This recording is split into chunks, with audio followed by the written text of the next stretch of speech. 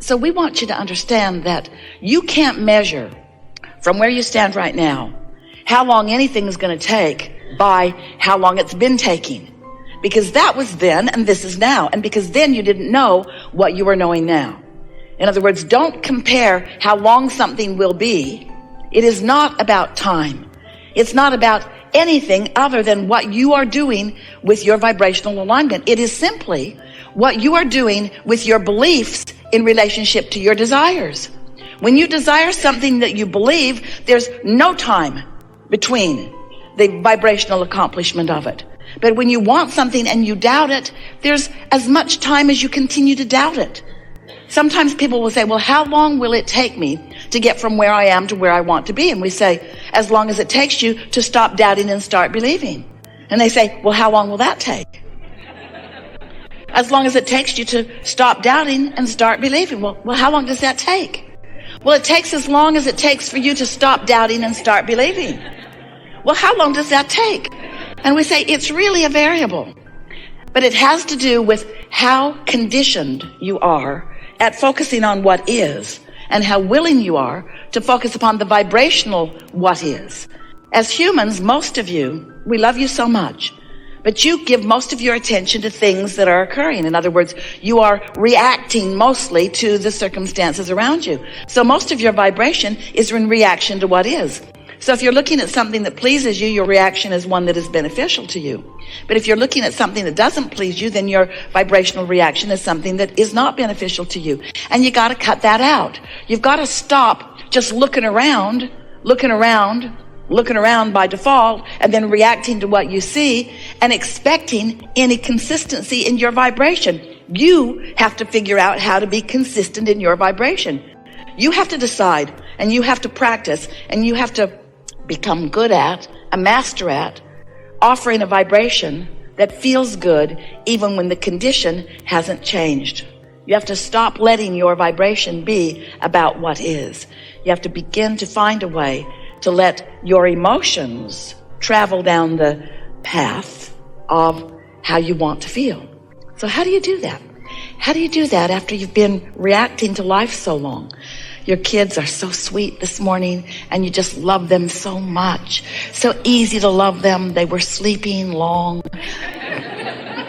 The sweet little faces when they're asleep. And then they wake up. And they start fighting with each other right away. And you can hear the drama and the trauma all around the house. And you put your head down on your desk and you think, kill me now. And now you feel different than you did about them when they were asleep. And that's not cool. Because you got to figure out how to be consistent without asking the conditions around you to change. Because you can't control the conditions around you. You know that if you've got kids. You cannot control the conditions around you. And the harder you try to control the conditions, the more you give up your life for something that never gets you anywhere. In other words, there's a way easier way to go about it. You can find a way to feel the way you want to feel regardless of the conditions. And that's what unconditional love is. That's what unconditional alignment is. That's what unconditional clarity is. That's what living in the sweet spot is. That's what practicing the art of allowing is. That's what being in the sweet spot and watching what feels to others like the magic of the universe swarming around you and providing for you this perfect ride. You are the creator of your own reality, which means you are the keeper of your own vibration, which means you are the focuser of your own thoughts. But the way you figure out how to focus your thoughts is by understanding that there is a relationship, a vibrational relationship between what you're thinking right now and what your inner being is thinking right now about the same thing that you're thinking about something right now. When you focus upon something, the whole of you is focused upon it too. And the whole of you has a perspective about what you're thinking about. So let's say you're focused upon something that is really causing you a feeling of irritation. The reason that you feel that feeling of irritation is because your inner being is focusing upon exactly the same thing from a different point of view. Your inner being is expecting good to come, and you, if you feel negative emotion, are not. The reason that you feel doubt, the reason that you feel any negative emotion is because your opinion right now is bogus or we can be kinder than that. Short-sighted or stupid. No, we can, no. Your perspective right now is different than that of your inner beings. Now, we're playing with you. We don't want you to feel critical of yourself, and we certainly are not feeling critical of you, because you live in this time-space reality, and law of attraction is managing everything around you. So if you have some momentum going that is causing you to feel some negative emotion, you're not going to stop it all of a sudden, because law of attraction will not allow it. Whatever you've got going on vibrationally, the law of attraction is bringing you more of. So law of attraction works tremendously to your advantage and tremendously to your disadvantage, because it responds to whatever it is you've got active within you. But it also responds to whatever your inner being has going on actively too. For example, if life has caused you to want more prosperity, your inner being is focused upon that prosperity, and not just believing it, but knowing it absolutely.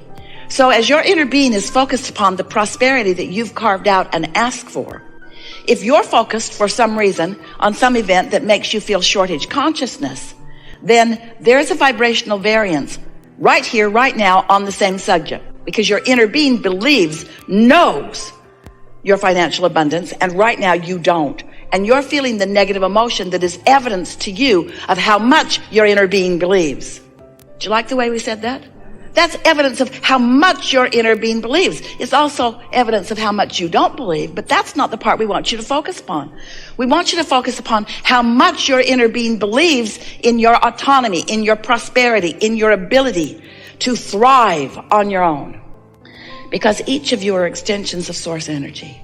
And source energy is raining down around you and upon you and for you on your behalf blessings of indescribable proportion and nature.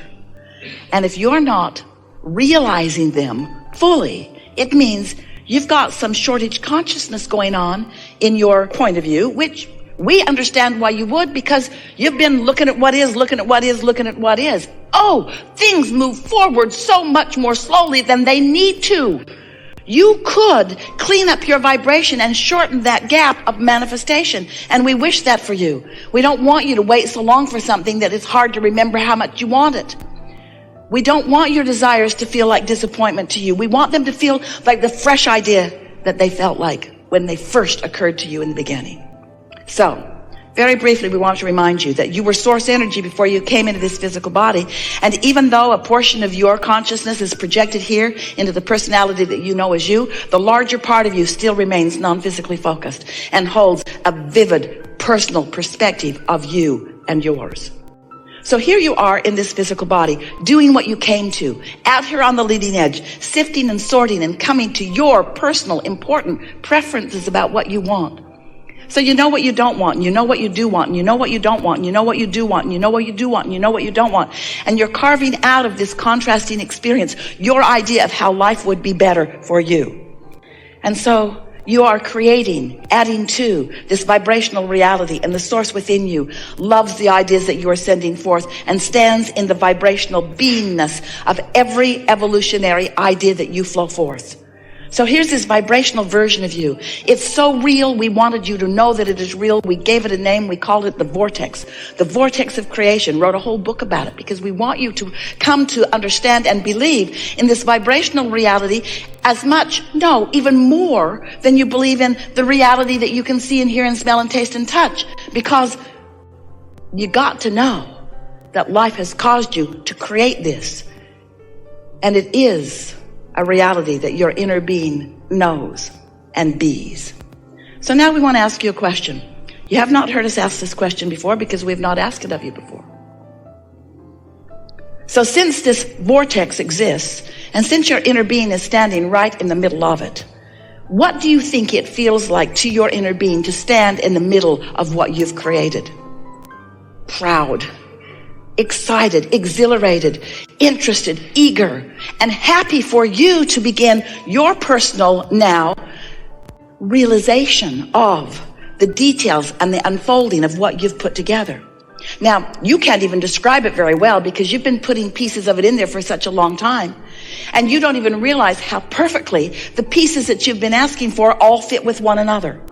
There is a reality that's been forming that when you allow it will surprise and delight you beyond our ability to describe it to you verbally. But it is gestating and it is growing, and law of attraction is responding to it. Can you feel that law of attraction is responding to it? And as it grows and becomes and matures and exists, can you sort of get a feeling of your relationship with it? Can you feel how, as it is growing and expanding and becoming, can you feel how you, in your personality, in your human personality, have a relationship with it? Are you looking forward to it? Are you eager about it? Are you looking forward to the realization of it? Can you find the feeling of it?